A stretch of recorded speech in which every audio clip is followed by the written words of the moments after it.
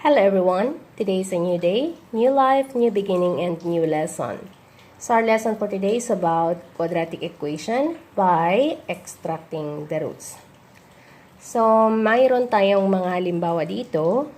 So habang nagsosolve tayo sa mga halimbawang andito, ay i-explain ko sa inyo kung paano mag-solve ng quadratic equation by extracting the roots, okay? So, bago tayo mag-proceed, gusto ko lang i-explain sa inyo kung anong ibig sabihin nito. So, ang solving equations of the form ax squared plus c is equal to 0 by extracting the roots. Pag sinabi natin extracting the roots, it involves isolating the square and then applying the square root property. So, remember that to include positive and negative when taking the square root of both sides. So after applying the square root property, solve each of the resulting equation first. Okay? So paano yun gagawin? So meron tayo dito, example number 1, we have c squared minus 49 is equal to 0. So i-equate muna natin ito. Isolate muna natin si c squared on the left side is equal to, remember, pag i-transpose natin si constant sa kabila, papalitan natin ang sign. Okay? So, yung negative magiging positive na siya. So, we can write positive or kahit hindi tayo magsalagay ng positive sign, okay lang. Okay? So, magiging 49 na siya. And then, pag sinabi natin extracting the roots, paano tanggalin ang square dito? Maglalagay tayo ng square root both sides. Okay? Pero, dapat may positive and negative tayo dito. Okay? So, paano matatanggal si 2 dito? Remember na pag radical square root tayo, may 2 dito. So, tatanggalin yon, matatanggal na rin ito. So, si c na lang siya dito. And then, dito naman, ay meron tayong positive, negative. And then, ano ang square root ng 49? So, 49 is a perfect square root. Why? Because 7 squared is 49. Pareho lang dito, tinanggal natin si 2 doon, tinanggal din natin si square doon, may 2 dito, tatanggalin.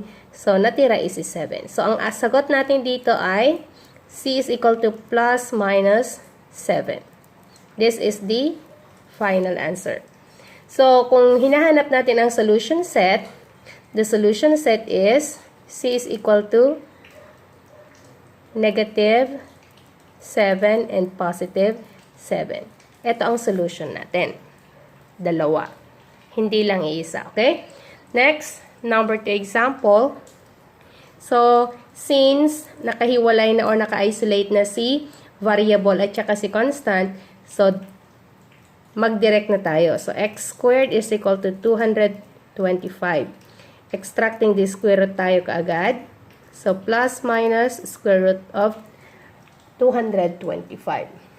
Then, again, so kunin muna natin yung factor ng 225, which is 15 squared.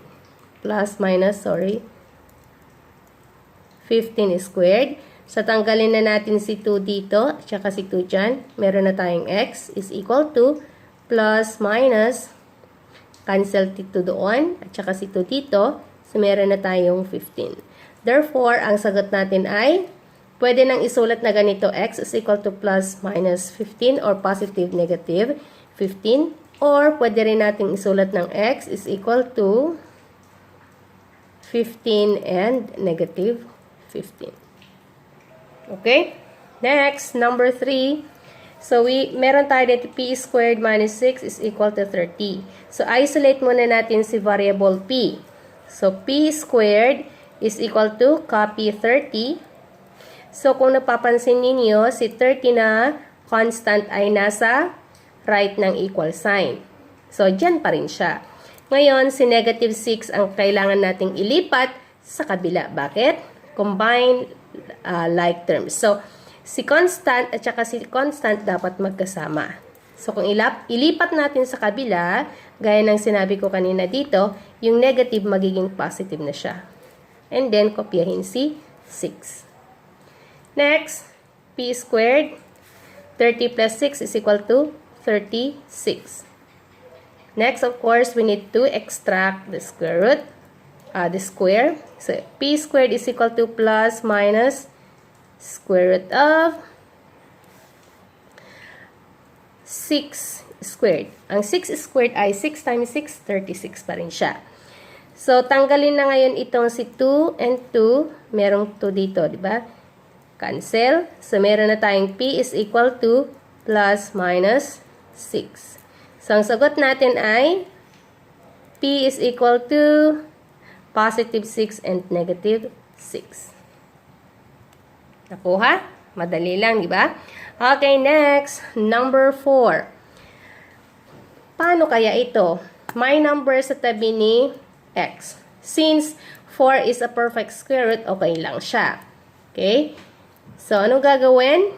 Extracting the square tayo, maglagay lang tayo ng squared. So, anong gagawin natin kay 4? Gawin muna natin siyang exponent. So, 2 squared, x squared is equal to 25 maging 5 squared. So, square root. Gaya ng sabi ko, dapat may plus minus sa unahan. So, 2 ang index, tatanggalin lang natin yung index. Cancel, cancel, cancel. So, meron na tayong 2x is equal to, tanggal na rin yun, meron tayong plus minus 5. Next, syempre, kukunin natin ang x lang. Dapat x lang ang sagot or variable lang. So, paano natin to gagawin? Kung ano man yung number na tabi ng x, yun ang i-divide natin. Pero kung napapansin nyo, meron tayong 2x is equal to plus minus 5. Paano natin to gagawin? Ganito lang siya. So, una, meron tayong solusyong dalawa. 2x is equal to positive 5 and 2x is equal to negative 5. So, kung ano man yung number na katabi ng variable or letter, yun ang i-divide natin both sides. So, divided by 2 and 2. Cancel na siya. So, ang x natin dito ay 5 halves. Dito naman, the same lang, divided by 2. Divided by 2. So, x natin ay negative 5 halves. Kung gusto nyong gawin itong mixed number, okay lang. Okay? So, ito magiging, ang solution natin dito ay pwedeng, ang 5 halves ay 2 1/2 or 2 1/2. Dito ay, or negative 2 and 1/2. Okay? So, ang solution set natin dito, x is equal to positive 5 halves and negative 5 halves. Gaya ng sabi ko, pwede ninyong gamitin ito or ito. Okay? Okay, next. Number 5. 5. Pareho lang ang gagawin natin sa number 4. So, mag-isip muna ng factor ng 3. 9. So, 9 is a perfect square root and also 3 to 4. So, ang 9 ay 3, sorry, magiging 3 squared. X squared is equal to 18 squared. Why? Kasi 3 times 3, magiging 9. Isusulat lang natin siya in exponential form. The same sa 324. Ang 324 ay perfect square ng 18. So, 18 times 18 is 324. Okay? And then, extract the roots. So, maglagay tayo ng radical sign, square root. So, again, pag squared ang pinag-uusapan, ang index natin ay 2. Yan. So, kung may 2 dito, i-cancel mo na lahat ng exponent mo na pareho siya. So, mawawala na ang radical sign. Meron na tayong 3x, kasi yun na lang natira, is equal to 18. Okay? Pagkatapos niyan, of course, meron tayo dito plus minus sign. Kung ano yung ginawa natin dito sa number 4, ganun din ang gagawin natin dito. So, divided by 3x is equal to 18. 3x is equal to negative 18. So, isolate x. Divided by 3 divided by 3. So, x na is equal to 6. And then, dito naman, divided by 3, divided by 3. So, x is equal to negative 6. Therefore, ang solution natin dito, x is equal to positive 6 and negative 6. Okay? Next, number 6. 5x squared minus 45 is equal to 0. So, sa ganitong case, kailangan muna nating i-isolate si variable. Ang variable natin, of course, yung my letter. So, 5x squared is equal to, kung ililipat natin ang constant sa kabila ng equal sign, papalitan natin ang sign na. So, yung negative, magiging positive, and then just copy 45. Kung wala kayong makikitang sign na nakasulat dito, ibig sabihin yan ay positive. Next, since 5 is not a perfect square, so kailangan muna nating i-divide both sides by 5. Okay, since 45 is divisible by 5 para ma-isolate si variable x. So, divided by 5, cancel na yan. Meron na tayong x squared is equal to 9. 45 divided by 5 is 9. Next, extracting the square root. Square. Paano? So, x squared is equal to 3 squared. Kasi 3 times 3 is 9. Sinulat lang natin si 9 ng exponential form. And then, of course, may plus minus dito. Then, cancel. Meron na tayong x is equal to plus minus. Cancel. Meron na tayong 3. Therefore, ang sagot ay x is equal to positive 3 and negative 3. Okay? Okay, next, number 7. Pareho lang ang step ng number 6. So, meron tayong 4s squared. Ililipat si negative 100 sa kabila ng equal sign, magiging positive 100 na siya. Next, since 4 is a perfect square, so no need na mag-divide tayo. So, meron na tayong 2 squared, s squared. Susulat lang natin si 4 ng exponential form. Next, exponential form ng 100 ay 10 squared. Then, extracting the roots, square root. So, kung may square root na tayong ganyan, dito ay may plus, minus. Okay? Next, tanggal yan. Magiging 2s na. Then, tanggal yan. At sa square root, meron na tayong 10.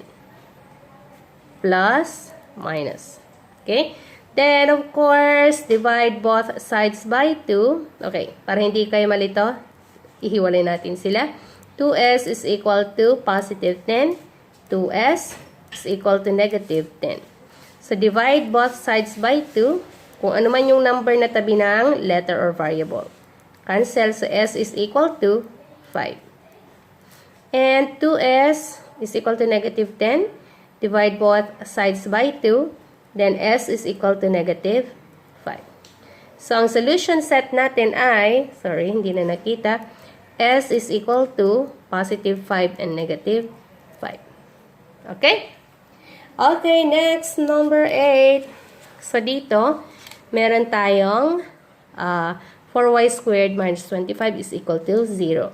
So, perfect squared ang 4. So, hindi natin kailangang i-divide both sides. Ilipat lang natin si constant sa kabila. So, 4y squared is equal to, kung negative 25, ilipat natin dun sa kabila ng equal sign, magiging positive 25. Next, isulat natin siya in exponential form. So, kailangan ba natin itong gawin? Yes. Pag wala kayong calculator, we will use this. So, magiging 2 squared, which is still 4, y squared, and 5 squared. Exponential form ng 25 is 5 squared. Why? 5 times 5, 25. 2 squared or 2 times 2 is equal to 4. Then, extracting the root, square root. Of course, kung may square root dyan, meron tayong plus minus sign. Okay? Then, cancel. Meron na tayong 2y is equal to plus minus, cancel, 5. Okay? Then, may solution tayo ditong 2y is equal to 5 and 2y is equal to negative 5. So, dito positive, dito negative. Kaya mayroon tayong positive, negative. Okay? Then, isolate the variable by dividing both sides by the number beside the variable. So, yung number na katabi ng y ay 2, so divide natin both sides by 2. So, y now is equal to positive 5 halves. So, almost the same with this. Okay? So, what is the difference of these two?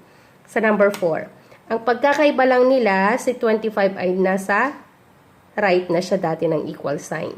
Okay? Dito inilipat lang. And of course, the variable x. X doon, y dito. So, pareho lang sila. So, meron na tayong y is equal to 5 halves. And of course, 2 and 2, y is equal to negative 5 halves. Or, again, so yung number 4 natin, pwede siyang gawing mixed number, which is 2 and 1 half positive, or 2 and 1 half positive.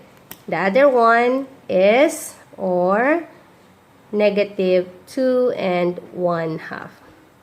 Okay? So, ang solution set natin dito ay, it's either 5 halves and negative 5 halves, or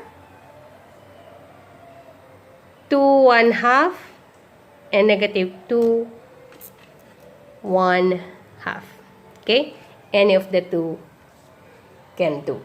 Okay? So, ganyan lang ang pagsagot sa constructing or solving quadratic equation by extracting the roots. Okay, guys, I hope you learned from this video. And kung may mga katanungan kayo, please drop your questions on the comment section or PM me. Okay? Bye! Thank you! See you again. Keep watching and please subscribe. Keep safe.